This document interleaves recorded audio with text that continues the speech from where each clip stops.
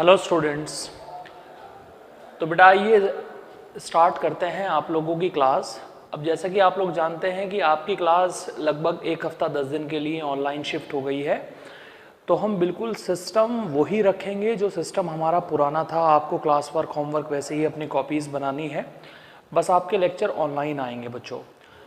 रोज़ आप लोगों का लगभग 10 बजे से 11 बजे तक मॉर्निंग में वीडियोज़ के सेक्शन में, जो लाइफाई लर्निंग के अंदर आपके पास में वीडियोज़ का सेक्शन है, वहाँ आपका लेक्चर अपडेट हो जाएगा। आप अपने लेक्चर को प्रॉपरली देख लें। ऑफिस से आपके पास में कॉल आएगी, उस कॉल में आप लोगों को अपने डाउट्स क्लियर करने हैं। वीडियो कॉल आएगी आपके होमवर्क कॉपी चेक करने के लिए, तो आपको अपना होमवर्क जो डेली बेसिस पर आपको दिया जाएगा वो पूरी तरीके से कंप्लीट रखना है बच्चों, ठीक है। अब जितना मैं आपको पढ़ा चुका हूँ उसी के आगे से मैं कंटिन्यू कर रहा हूँ स्टूडेंट, ठीक है।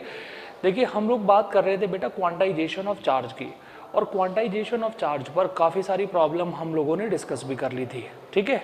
अब जो सवाल बचे हुए हैं उन्हें हम लोग देखेंगे, कुछ क्वेश्चंस हमारे बचे हुए हैं उन्हें हम लोग डिस्कस करेंगे, और बाकी आगे का टॉपिक हम अपना पढ़ना स्टार्ट करेंगे। आइए देखते हैं कि पहले कौन सी प्रॉब्लम हमारे पास में बची हुई है।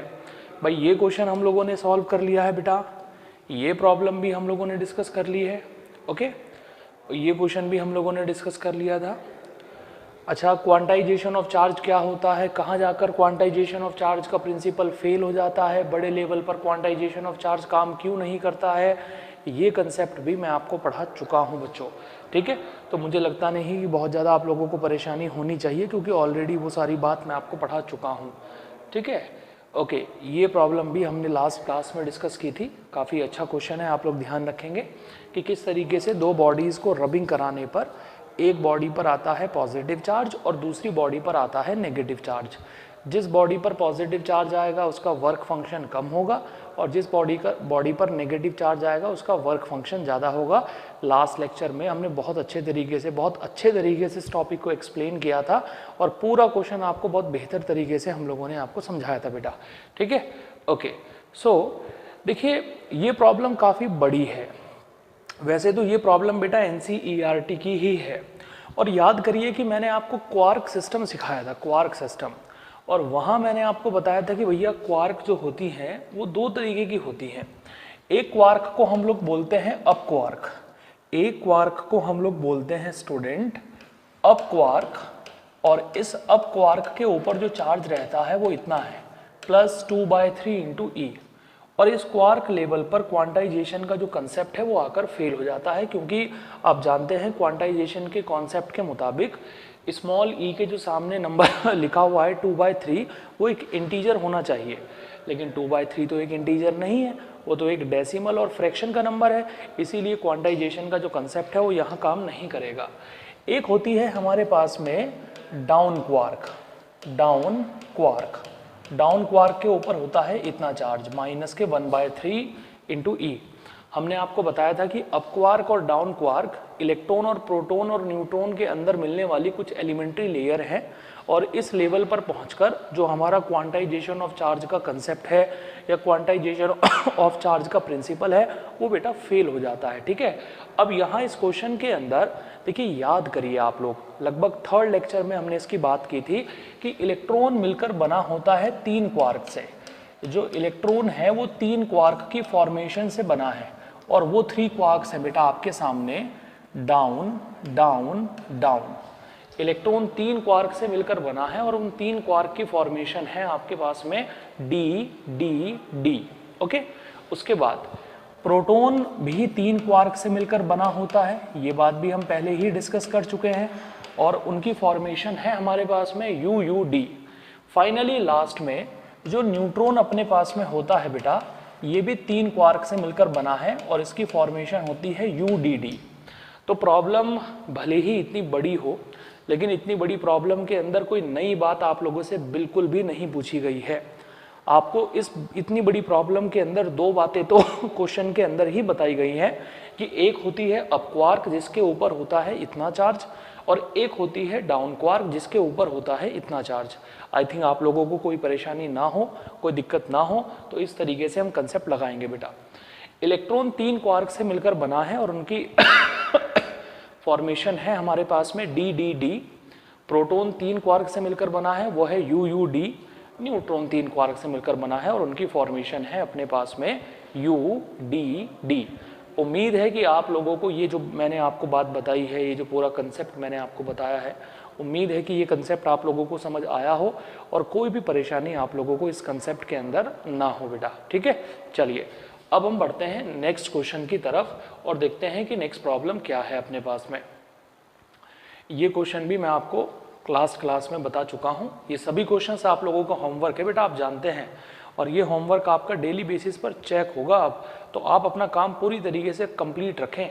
जिस भी क्वेश्चन में आपको डाउट आएगा, जब कॉल आपके पास में आएगी तो उस अपने डाउट को आप क्लियर करें कि भाई ये हमारे पास में डाउट है। ठीक है, ओके, ये क्वेश्चन भी हम डिस्कस कर चुके हैं ऑलरेडी। अब हमारे पास में बच रहा है बेटा एक लास्ट क्वेश्चन, और सही मायने में देखें तो ये सबसे अच्छा क्वेश्चन है हमारे पास में। इसके 2-3 इसके जैसे 2-3 प्रॉब्लम्स को हम सॉल्व करेंगे बेटा। इसके जैसी 3-4 प्रॉब्लम को हम सॉल्व करेंगे। अब ध्यान से हमारी बात को सुनिएगा कि प्रॉब्लम क्या है। देखिए, सबसे पहले हम क्वेश्चन की लैंग्वेज पढ़ते हैं बेटा। प्रॉब्लम ये है, if 10⁹ electrons move out of a body to another body every second, how much time is required to get a total charge of 1 coulomb on other body. यानी आप ये समझिए कि एक बॉडी है बेटा हमारे पास में, ओके, और यहाँ से इतने इलेक्ट्रॉन निकल रहे हैं 10⁹ इलेक्ट्रॉन पर सेकेंड। समझ आ रही बात आप लोगों को? यहाँ से इतने इलेक्ट्रॉन निकलकर यहाँ जा रहे हैं इस बॉडी से। मैं इस बॉडी को नाम दे देता हूँ बॉडी ए, और मैंने इस बॉडी को नाम दे दिया है बॉडी बी। बॉडी ए के अंदर से इतने इलेक्ट्रॉन निकलकर बॉडी बी पर जा रहे हैं। अगर बॉडी ए के अंदर से इलेक्ट्रॉन निकल रहे हैं आप जानते हैं कि इलेक्ट्रॉन पर नेगेटिव चार्ज होता है। अगर बॉडी ए के अंदर से नेगेटिव चार्ज निकल रहा है तो बॉडी ए पर आ जाएगा पॉजिटिव चार्ज। और अगर ये चार्ज यहाँ से निकलकर, यानी ये इलेक्ट्रॉन यहाँ से निकलकर बॉडी बी पर जा रहे हैं तो बॉडी बी पर आएगा बेटा नेगेटिव चार्ज। बात समझ आ रही है आप लोगों को? तो उसने ये कहा 1 सेकेंड में इतने इलेक्ट्रॉन बाहर निकलते हैं। बताइए कितने टाइम के बाद में, in how much time body gets 1 coulomb charge, कितने टाइम के बाद में बॉडी के ऊपर 1 कूलम का चार्ज आएगा। अगर देखा जाए तो प्रॉब्लम आसान भी है, बहुत मुश्किल नहीं है, बहुत आसानी से आप कर पाएंगे। बस हमारी बात को फॉलो करके चलिएगा और ध्यान से सुन के चलिएगा। मुझे एक बात बताइए बेटा, आप 1 सेकेंड में 10⁹ इलेक्ट्रॉन बाहर निकल रहे हैं। 1 सेकेंड में इतने इलेक्ट्रॉन बाहर निकल रहे हैं। 1 सेकेंड में 10⁹ इलेक्ट्रॉन यहाँ से बाहर निकल रहे हैं। समझ में आ रही बात? मैंने माना कि टी टाइम में यहाँ इतना चार्ज आ जाएगा या यहाँ इतना चार्ज आ जाएगा, ठीक है। 1 सेकेंड में तो निकल रहे हैं इतने इलेक्ट्रॉन, तो टी सेकेंड में कितने इलेक्ट्रॉन निकलेंगे? टी सेकेंड में निकलेंगे बेटा इतने इलेक्ट्रॉन। ये है इसका मेन कंसेप्ट और ये है समझने वाली बात। 1 सेकेंड में 10⁹ इलेक्ट्रॉन बॉडी के अंदर से बाहर निकल रहे हैं। अगर 1 सेकेंड में 10⁹ इलेक्ट्रॉन बाहर निकल रहे हैं, ध्यान से हमारी बात को सुनिए बेटा, अगर 1 सेकेंड में 10⁹ इलेक्ट्रॉन यहाँ से बाहर निकल रहे हैं तो टी सेकेंड में इतने इलेक्ट्रॉन यहाँ से बाहर निकलेंगे। अब आप ये देखिए, जो हमारे पास में क्वांटाइजेशन ऑफ चार्ज का कंसेप्ट है वो ये है, Q = NE। ये हमारे पास में क्वांटाइजेशन ऑफ चार्ज का कंसेप्ट है। बेटा चार्ज की वैल्यू हमें पता है कि चार्ज आना है यहाँ पर 1, कैपिटल N, यानी total number of electron. Total electron कितने बाहर निकले हैं? 1 सेकेंड में इतने बाहर निकले हैं। टी सेकेंड के बाद में इतना कूलम चार्ज आ जाएगा, तो कुल मिलाकर टी सेकेंड में इतने इलेक्ट्रॉन बाहर निकले हैं। यानी N की जगह हम पुट करेंगे 10⁹ इंटू टी, और ये जो इलेक्ट्रॉन आपको दिख रहा है बेटा, ये रख दिया हमने यहाँ पर। उम्मीद है कि आपको समझ आ रही होगी बात, कोई प्रॉब्लम नहीं होगी। अब हमें निकालनी है टाइम की वैल्यू। देखो हम कैसे निकालेंगे टाइम की वैल्यू। टाइम बनेगा हमारे पास में 10⁹ को इधर लेकर जाएंगे 10⁻⁻⁹, E को लेकर जाएंगे इसके अपॉन में, तो ये बन जाएगा अपने पास में 1/E। बात समझ में आ रही है? अब आप देखिए T = 10⁻⁻⁹, और 1/E को हम लिख सकते हैं बेटा 6.25 × 10⁻18। ये 1/E को हम लिख सकते हैं। 1 अपॉन ई की वैल्यू हमारे पास में इतनी होती है बच्चों, 6.25 इंटू 10 की पावर 18। यानी हम ये कहेंगे कि इतने टाइम में 6.25 इंटू 10 की पावर 9 सेकेंड, ये प्लस 18 है, ये माइनस के 9 है, यहाँ आ जाएगा मेरे पास में 9।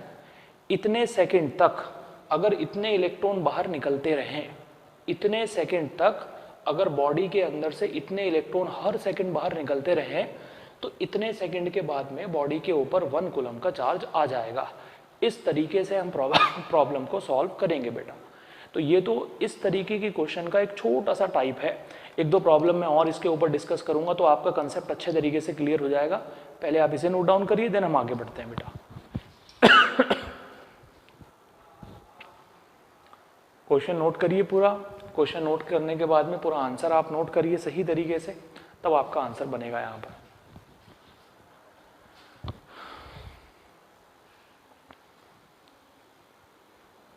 ओके चलिए, तो अभी हम बात करते हैं नेक्स्ट क्वेश्चन की। देखो नेक्स्ट प्रॉब्लम क्या है हमारे पास में, बिल्कुल इसके जैसा ही एक और सवाल हम पढ़ेंगे। आप नोट पॉइंट बनाकर अपनी कॉपी में लिखेंगे बच्चों, नोट पॉइंट बनाकर आप लोग अपनी कॉपी में लिखेंगे। प्रॉब्लम ये है कि हमें ये बॉडी दे रखी है, ये बॉडी अभी न्यूट्रल है। अब न्यूट्रल आप समझते हैं भाई, न्यूट्रल का मतलब ये है कि इस पर अभी कोई चार्ज नहीं है। ये बॉडी पूरी तरीके से न्यूट्रल है। इस बॉडी के अंदर से इलेक्ट्रॉन्स बाहर निकल रहे हैं, इलेक्ट्रॉन्स बाहर निकल रहे हैं बॉडी के अंदर से, और इलेक्ट्रॉन्स के जो बाहर निकलने का रेट है वो ये है 10 की पावर 12 इलेक्ट्रॉन पर सेकेंड। एक सेकेंड में इतने इलेक्ट्रॉन बाहर निकलते हैं। तो आपको ये बताना है कि कितने टाइम के बाद बॉडी के ऊपर प्लस 2 माइक्रोकूलम का चार्ज आएगा। कितने टाइम के बाद में बॉडी के ऊपर इतना चार्ज आएगा, इन how much time body acquire plus 2 microcoulomb charge. कितने टाइम के बाद में बॉडी के ऊपर इतना चार्ज आने वाला है, ये आपको बताना है बेटा। ठीक है, आइए देखते हैं कि किस तरीके से हम प्रॉब्लम को सॉल्व करेंगे। सबसे पहले आप ये देखिए बेटा, बॉडी के अंदर से इलेक्ट्रॉन बाहर निकल रहे हैं। अगर बॉडी के अंदर से इलेक्ट्रॉन बाहर निकल रहे हैं तो इलेक्ट्रॉन पर होता है नेगेटिव चार्ज। अगर नेगेटिव चार्ज बॉडी के अंदर से बाहर निकलेगा तो बॉडी के ऊपर आ जाएगा पॉजिटिव चार्ज। ध्यान रखिएगा, अगर बॉडी के अंदर से इलेक्ट्रॉन बाहर निकलेंगे तो बॉडी के ऊपर पॉजिटिव चार्ज आएगा।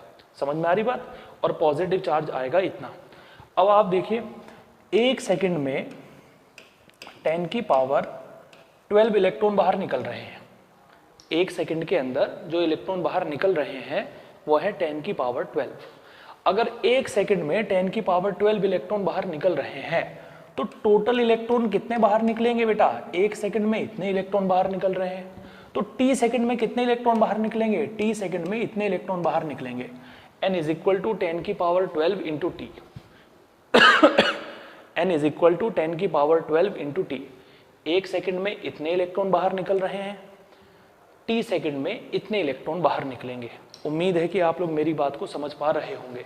यानी कुल मिलाकर बॉडी के अंदर से इतने इलेक्ट्रॉन बाहर निकले हैं। अब क्वांटाइजेशन ऑफ चार्ज के अकॉर्डिंग हमारे पास में जो चार्ज का फॉर्मूला है बेटा वो ये है, Q is equal to NE। देखो Q हमें दे रखा है ये 2 माइक्रोकूलम्ब। 2 ये माइक्रो बोलते हैं इसे, माइक्रो का मतलब है 10 की पावर -6। n की वैल्यू हमें दे रखी है 10 की पावर 12 इंटू टी, साथ में है स्मॉल e की वैल्यू। उम्मीद है कि बेटा आपको समझ आ रही होगी बात। मुझे यहाँ से निकालनी है टाइम की वैल्यू। देखो टाइम कैसे निकालेंगे यहाँ से, t is equal to 2 into 10 की पावर -6, 12 इधर आएगा तो बन जाएगा 10 की पावर -12, e इधर आएगा तो ये बन जाएगा 1 अपॉन ई। ओके चलिए आगे बढ़ते हैं।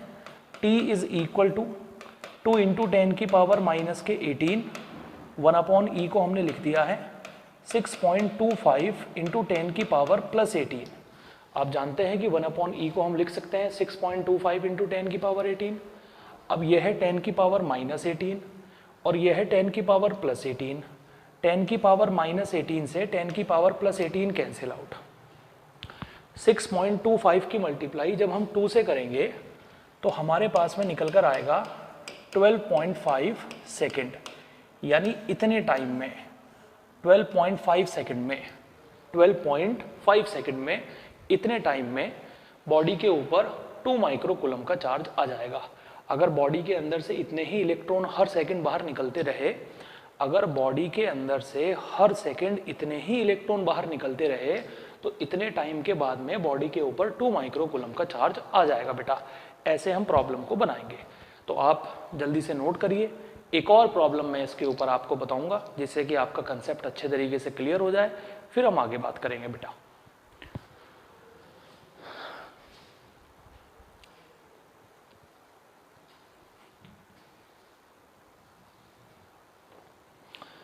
ओके स्टूडेंट, तो उम्मीद है कि आप लोगों ने नोट कर लिया हो और कोई परेशानी आप लोगों को ना हो। देखिए स्टूडेंट, अब आते हैं हम थर्ड प्रॉब्लम के ऊपर। बिल्कुल यही क्वेश्चन की हम तीसरी प्रॉब्लम पढ़ने वाले हैं। मतलब जैसा क्वेश्चन मैंने पिछली 2 प्रॉब्लम में आपको बताया, बिल्कुल इसी क्वेश्चन के ऊपर हम थर्ड प्रॉब्लम पढ़ने वाले हैं। देखिए थर्ड प्रॉब्लम क्या है हमारे पास में। ये बॉडी हमें दे रखी है, ये बॉडी अभी पूरी तरीके से न्यूट्रल है भैया। ये बॉडी अभी पूरी तरीके से न्यूट्रल है। आप जानते हैं न्यूट्रल बॉडी का मतलब ये है कि इसके ऊपर अभी 0 चार्ज है। देखो बाहर से इस बार अल्फा पार्टिकल चल के आ रहे हैं बेटा, अल्फा पार्टिकल, और इतने अल्फा पार्टिकल चल के आ रहे हैं 10⁵ अल्फा पार्टिकल पर सेकेंड। तो आपको बताना है कि इन how much time body acquire +1 coulomb charge. बढ़िया क्वेश्चन है, ध्यान से समझिएगा आप लोग बिल्कुल अच्छे तरीके से। देखो इस बार बॉडी न्यूट्रल है और न्यूट्रल बॉडी पर बाहर से पॉजिटिव पार्टिकल आ रहा है। अब मुझे एक बात बताइए, मान लो कि ये मार्कर अभी न्यूट्रल है, अगर बाहर से कोई अल्फा पार्टिकल आता है, अल्फा पार्टिकल पर होता है पॉजिटिव चार्ज, प्रोटॉन के चार्ज का 2 गुना होता है। एक अल्फा पार्टिकल पर 2e चार्ज होता है बेटा, 2e, ध्यान रखिएगा, एक अल्फा पार्टिकल पर 2e चार्ज होता है। अगर बाहर से पॉजिटिव चार्ज आकर इस मार्कर के ऊपर बैठ जाएगा तो मार्कर के ऊपर भी तो पॉजिटिव चार्ज ही आएगा। तो उसने यही कहा है कि अगर बाहर से अल्फा पार्टिकल आ रहे हैं तो कितने टाइम के बाद में इतना चार्ज आएगा। तो हम बिल्कुल वैसे ही प्रॉब्लम को सॉल्व करेंगे। हम लिखेंगे भैया 1 सेकंड में सॉरी 1 सेकंड में इतने अल्फा पार्टिकल आ रहे हैं, 1 सेकंड में इतने अल्फा पार्टिकल आ रहे हैं, 10⁵ अल्फा पार्टिकल 1 सेकंड में आ रहे हैं। अगर 1 सेकंड में इतने अल्फा पार्टिकल आएंगे तो t सेकंड में कितने अल्फा पार्टिकल आएंगे। भाई 1 सेकंड में इतने अल्फा पार्टिकल आए तो t सेकंड का मतलब है टोटल अल्फा पार्टिकल कितने आए, टोटल अल्फा पार्टिकल आए 10⁵ इंटू t। बस यही है समझने वाली बात। 1 सेकंड में इतने अल्फा पार्टिकल तो टोटल अल्फा पार्टिकल हो गया इतना। अब आप देखो बेटा, वैसे तो क्वांटाइजेशन ऑफ चार्ज का फॉर्मूला होता है Q = NE, लेकिन यहाँ NE नहीं रखेंगे। यहाँ NE इसलिए नहीं रखेंगे क्योंकि जो बाहर से पार्टिकल चल के आ रहा है उसके एक पार्टिकल पर इतना चार्ज होता है बेटा, इतना चार्ज होता है। यहाँ फॉर्मूला रखा जाएगा ये Q = N × 2E N का मतलब हो गया है total number of alpha particle, और एक अल्फा पार्टिकल पर होता है 2e चार्ज। देखो अब तक क्या तो इलेक्ट्रॉन बाहर जा रहे थे, हम यहाँ इलेक्ट्रॉन का चार्ज रख रहे थे स्मॉल e। क्या प्रोटॉन बाहर से आ रहे थे तो हम वहाँ प्रोटॉन का चार्ज रख रहे थे स्मॉल e। लेकिन इस बार अल्फा पार्टिकल आ रहे हैं और अल्फा पार्टिकल का चार्ज होता है 2e। आइए वैल्यू पुट करते हैं। देखिए जब हम चार्ज की जगह रखेंगे 1 कूलम, n की जगह रखेंगे 10⁵ इंटू t, साथ में है 2e। हमें निकालना है टाइम। 10⁵ इधर जाएगा -5, 1/2 और साथ में है 1/e। देखो बेटा कैसे लिख सकते हैं। अब आप देखो 10⁻⁻5, 1/2 को हम लिखेंगे 0.5 और 1/e को हम लिखेंगे 6.25 into 10⁻18। So t is equal to जब इसकी मल्टीप्लाई हम इसमें करेंगे तो ये बन जाएगा 3.125 इंटू 10⁻13 सेकेंड। लो भैया, अगर इतने अल्फा पार्टिकल हर सेकेंड आते हैं तो इतने टाइम के बाद में बॉडी के ऊपर इतना चार्ज आ जाएगा। बस आप ये समझ लीजिए कि ये हमारा क्वांटाइजेशन ऑफ चार्ज का लास्ट क्वेश्चन था। इससे ऊपर लेवल का क्वांटाइजेशन पर कोई भी सवाल नहीं आ सकता है। जितने भी चार्ज के ऊपर सवाल बन सकते थे वो सब के सब मैंने आप लोगों को करा दिए। अगर आपको किसी क्वेश्चन में दिक्कत है तो अपने प्रीवियस लेक्चर को आप बेटा देख लें, आपकी वो प्रॉब्लम क्लियर हो जाएगी। फिर भी आपको समस्या है तो आप मुझे कॉल करके, या जब मैं आपको कॉल करूंगा तो उस कॉल के दौरान हम अपने डाउट को क्लियर करेंगे, या आप इंडिविजुअली इंस्टीट्यूट पर आकर भी अपना डाउट क्लियर कर सकते हैं। ठीक है, तो यहाँ हमारा क्वांटाइजेशन ऑफ चार्ज का जो प्रिंसिपल है वो फिनिश हो जाता है। हमने पूरा क्वांटाइजेशन ऑफ चार्ज पढ़ लिया, जैसे जैसे क्वेश्चन उसके ऊपर बन सकते थे हमने उन सभी क्वेश्चंस की बात अच्छे तरीके से कर ली। तो इसी के साथ चार्ज की हमने एक प्रॉपर्टी फिनिश कर दी है बेटा। अब हम चार्ज की नेक्स्ट प्रॉपर्टी लिखेंगे। पहले आप इसे नोट डाउन कर लीजिए और फिर हम लिखेंगे चार्ज की अपनी नेक्स्ट प्रॉपर्टी।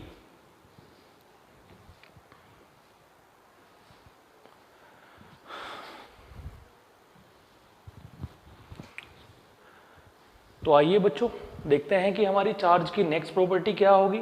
भैया चार्ज की हमारी पहली प्रॉपर्टी तो हो गई क्वांटाइजेशन ऑफ चार्ज। अब चार्ज की हमारी नेक्स्ट प्रॉपर्टी है, अगली प्रॉपर्टी है, लिखिए आप लोग अपनी कॉपी के अंदर, like charge repel to each other, like charge repel to each other and unlike charge attract to each other.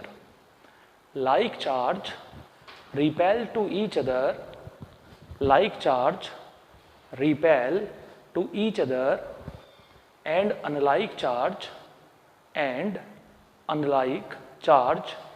attract to each other. यह है बेटा हमारी चार्ज की सेकंड प्रॉपर्टी। लेकिन इस प्रॉपर्टी को हम यहाँ डिस्कस नहीं करेंगे, इस प्रॉपर्टी को हम डिस्कस करेंगे कूलम्स लॉ में जाकर। आगे चलकर एक टॉपिक हमारे सामने आएगा कूलम्स लॉ, वहाँ इस प्रॉपर्टी को हम बहुत अच्छे तरीके से, बहुत धमाके के साथ डिस्कस करेंगे, बहुत बढ़िया तरीके से। तो अभी इस प्रॉपर्टी को यही रहने दीजिए, इसके आगे हम इस प्रॉपर्टी में नहीं जाएंगे। अब लिखेंगे आप थर्ड प्रॉपर्टी। थर्ड प्रॉपर्टी हम समझेंगे। थर्ड प्रॉपर्टी है बेटा आप लोगों की additive nature of charge. Third property है additive nature of charge. Additive nature of charge. Additive nature of charge यह है बेटा हमारी नेक्स्ट प्रॉपर्टी। ठीक है, अब हम इसके अंदर लिखेंगे, देखो अब जो चार्ज होता है ना बेटा वो होता है एक स्केलर क्वांटिटी।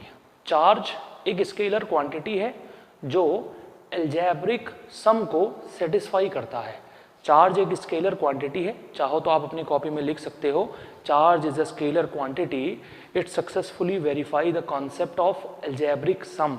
जो चार्ज है वो एक स्केलर क्वांटिटी है और वो अलजेब्रिक सम के कॉन्सेप्ट को सक्सेसफुली वेरीफाई करता है। अब अलजेब्रिक सम का कॉन्सेप्ट क्या है?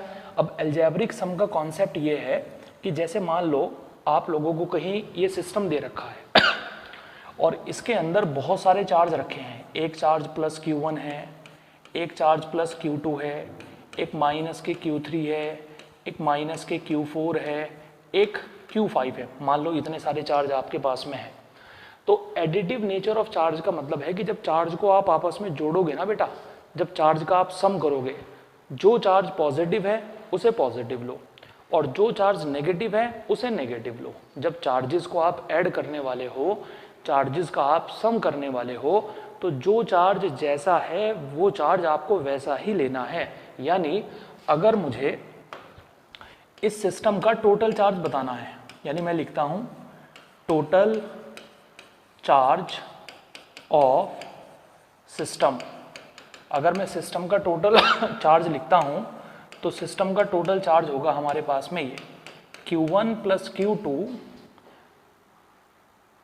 माइनस के Q3 माइनस के Q4 प्लस Q5, ये हम लोग लिखेंगे बेटा वहाँ पर। ठीक है, यानी जो चार्ज पॉजिटिव था जोड़ते समय मैंने उसे पॉजिटिव लिया, जो चार्ज नेगेटिव था उसे नेगेटिव लिया। यही हमारा एडिटिव नेचर ऑफ चार्ज का कंसेप्ट है। यानी ये जो एडिटिव नेचर ऑफ चार्ज है ना बेटा हमारा, वो यही है कि जब भी आप चार्ज को जोड़ोगे तो जो चार्ज पॉजिटिव है उसे पॉजिटिव लो, जो नेगेटिव है उसे नेगेटिव लो। ठीक है, एक छोटा सा एग्जाम्पल भी आप चाहो तो अपनी कॉपी में लिख सकते हो। जैसे यह है +1 कूलम, यह है +3 कूलम, यह है +4 कूलम्ब, यह है -5 कूलम्ब। आपको बताना है कि टोटल चार्ज कितना होगा। तो हम लिखेंगे भैया टोटल चार्ज जो हमारे पास में यहाँ होगा उसकी वैल्यू रहेगी +1 +3 +4 +4 और +4 +8, तो ये हो गया +8 और ये हो गया -5। So total charge is equal to +3 coulomb. ये हमारा एक छोटा सा एग्जाम्पल हो गया। उम्मीद है कि बहुत मामूली सी बात है, आप लोग समझ गए होंगे, कोई दिक्कत आप लोगों को नहीं आएगी इसके अंदर, बड़े प्यार से आप लोग बात समझ गए होंगे। पहले आप इसके अंदर 2 लाइन लिख लो बेटा, लिखो पहले हेडिंग लिख लो। हेडिंग है additive nature of charge. Additive nature of charge. अब आप लिखेंगे इसके अंदर charge is a scalar quantity, charge is a scalar quantity and it successfully verify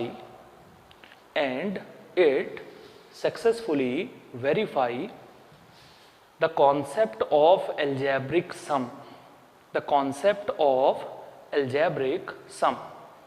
It successfully verify the concept of algebraic sum. Charge is a scalar quantity, charge is a scalar quantity and it successfully verify the concept of algebraic sum, the concept of algebraic sum। ठीक है, अब ये पूरी कहानी आप यहाँ लिख लेंगे बेटा। कंसेप्ट का नाम है एडिटिव नेचर ऑफ चार्ज। ठीक है, जल्दी से नोट डाउन करिए।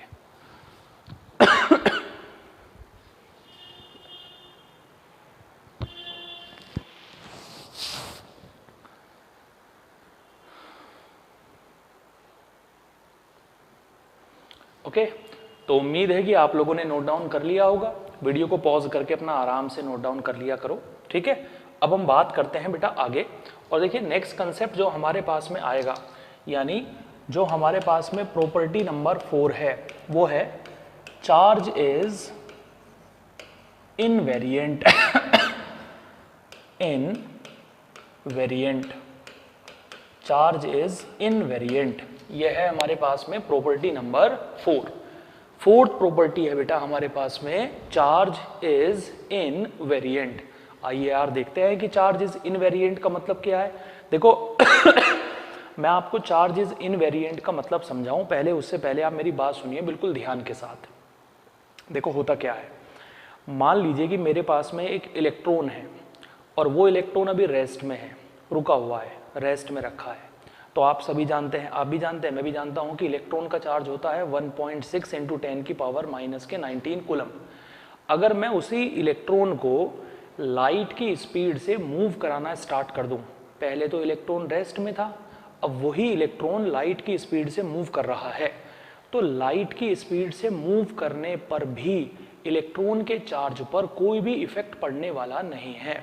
यानी जितना चार्ज इलेक्ट्रॉन का रेस्ट में रहने पर था, बिल्कुल उतना ही चार्ज इलेक्ट्रॉन का तब रहेगा जब इलेक्ट्रॉन लाइट की स्पीड से मूव कर रहा है। इसी का मतलब होता है चार्ज इज इनवेरिएंट। यानी चार्ज इज इनवेरिएंट का मतलब यह है बेटा, चार्ज की जो वैल्यू होगी वो कभी भी स्पीड के ऊपर डिपेंड नहीं करेगी। यानी आप किसी चार्ज को मूव कराओ या मूव ना कराओ, उसकी वैल्यू के ऊपर कोई इफेक्ट नहीं पड़ने वाला। हाँ, मोशन कराने से उसका मास जरूर बढ़ जाता है। ध्यान से मेरी बात सुनिएगा, चार्ज इज इनवेरिएंट का मतलब यह है कि चार्ज की वैल्यू के ऊपर, जो चार्ज की वैल्यू होती है ना, उसके ऊपर मोशन कराने का कोई भी इफेक्ट पड़ने वाला नहीं है। अगर चार्ज रेस्ट में रखा है तब भी उसका चार्ज उतना ही रहेगा, और वही चार्ज अगर मोशन कर रहा है तो तब भी उसका चार्ज उतना ही रहेगा। यानी चार्ज के ऊपर मोशन का कोई इफेक्ट नहीं पड़ेगा। लेकिन मास की जो वैल्यू है, यानी चार्ज पार्टिकल का जो मास रहा होगा, यानी इलेक्ट्रॉन का जो मास रहा होगा, जैसे जैसे स्पीड बढ़ती जाएगी वैसे वैसे इलेक्ट्रॉन का मास बढ़ता जाएगा। समझ में आ रही बात आप लोगों को? जैसे जैसे स्पीड बढ़ती जाएगी वैसे वैसे इलेक्ट्रॉन का मास बढ़ता जाएगा। तो आप चार्ज इज इनवेरिएंट में लिखेंगे, लिखिए अपनी कॉपी के अंदर, according to invariance of charge, according to invariance of charge, the magnitude of charge is not depending on speed. The magnitude of charge is not depending on speed. The magnitude of charge is not depending on speed, यानी charge की value speed के ऊपर depend नहीं करेगी। According to invariance of charge, according to invariance of charge the magnitude of charge is not depending on speed, but the mass of charge particle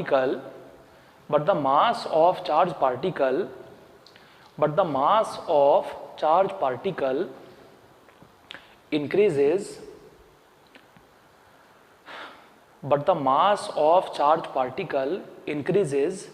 with increasing the velocity or speed of charge particle, with increasing the velocity or speed of charge particle, with increasing the velocity or speed of charge particle, with increasing the speed or velocity of charge particle। यानी charge की value speed के ऊपर बिल्कुल भी depend नहीं करेगी, लेकिन जो चार्ज पार्टिकल का मास होगा, बेटा क्या होगा, मास, वो बढ़ता जाएगा जैसे जैसे स्पीड बढ़ती जाएगी। ध्यान रखिएगा, इंपॉर्टेंट पॉइंट है, आप लोगों को अच्छे तरीके से याद रखना है। यानी चार्ज की वैल्यू स्पीड के ऊपर तो डिपेंड नहीं कर रही है, लेकिन जैसे जैसे स्पीड बढ़ेगी वैसे वैसे पार्टिकल का मास भी बढ़ेगा। इस पॉइंट का मतलब है बेटा हमारा चार्ज इज इनवेरिएंट। उम्मीद है कि आप लोग हमारी बात को अच्छे तरीके से समझ गए होंगे, कोई इफेक्ट आपको नहीं होगा, ठीक है। यानी इलेक्ट्रॉन अगर रेस्ट में रखा है, इलेक्ट्रॉन अगर रेस्ट में है तब भी इलेक्ट्रॉन का चार्ज है 1.6 इंटू 10 की पावर माइनस के 19 कूलम। और अगर यही इलेक्ट्रॉन लाइट की स्पीड से मूव कर रहा है, यानी 3 इंटू 10 की पावर 8 मीटर पर सेकेंड से मूव कर रहा है, तब भी इसका चार्ज हमारे पास में रहने वाला है 1.6 इंटू 10 की पावर माइनस के 19 कूलम। अगर इलेक्ट्रॉन रेस्ट में होगा तब भी इसका चार्ज इतना ही होगा, और अगर इलेक्ट्रॉन मूव कर रहा होगा तब भी इसका चार्ज इतना ही होगा, लेकिन मूव करने पर मास बढ़ जाएगा। समझ में आ रही बात? ये हमारा इस पॉइंट का मतलब है बेटा। जल्दी से नोट डाउन करिए, फिर हम लोग आगे बात करते हैं।